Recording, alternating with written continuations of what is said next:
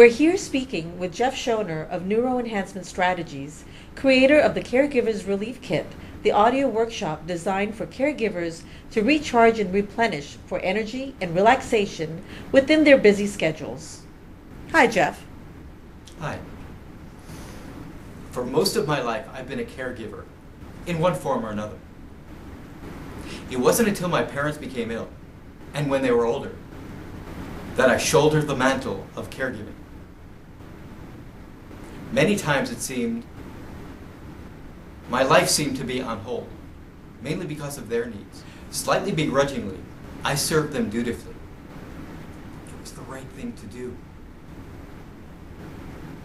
It was many years later that I was speaking before Parkinson's and stroke support groups when I was approached by a neurologist. She asked me to do a program for caregivers. As I began to put this program together, my experiences that I had put away for so many years came forward. Even after speaking to groups of caregivers, I realized they needed very specific skills that they can take with them. I asked myself, is there some way to regain physical and mental energy that's required to make better decisions? How might I muster patience and grace in the moment, just before some arguments and the same frustrations begin? What tool would I allow for me to be more thoughtful and for you to have more resources in the moment without being drawn into the same silliness? Well, since you speak to support groups, what do you think is a leading problem that caregivers experience for their own well-being? Interestingly enough, they don't, even though they might have really good support groups, support networks, friends, even be able to journal certain very specific elements, what they actually lack is skills for dealing with certain issues in the moment. I find that really interesting. You mentioned spouses of Parkinson's patients who are their caregivers. You also mentioned in another video an exercise that you do dealing with grief when someone is about to lose something or has lost something. How does that fit in terms of their spouse has lost an ability or their lifestyle, their life has changed?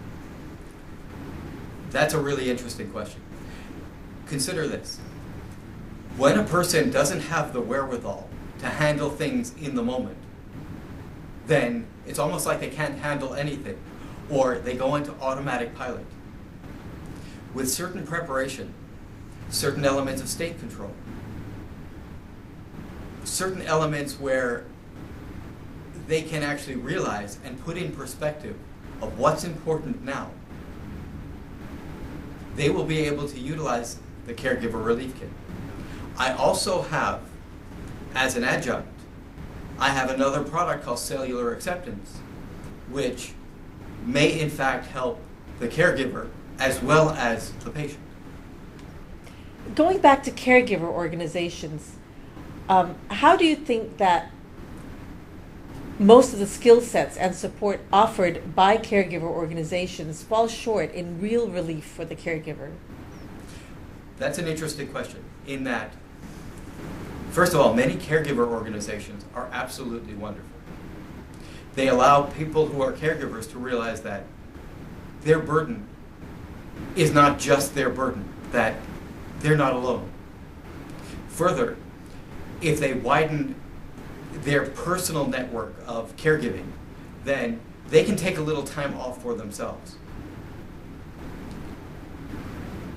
And taking that time is also very important in terms of what caregiver organizations will state.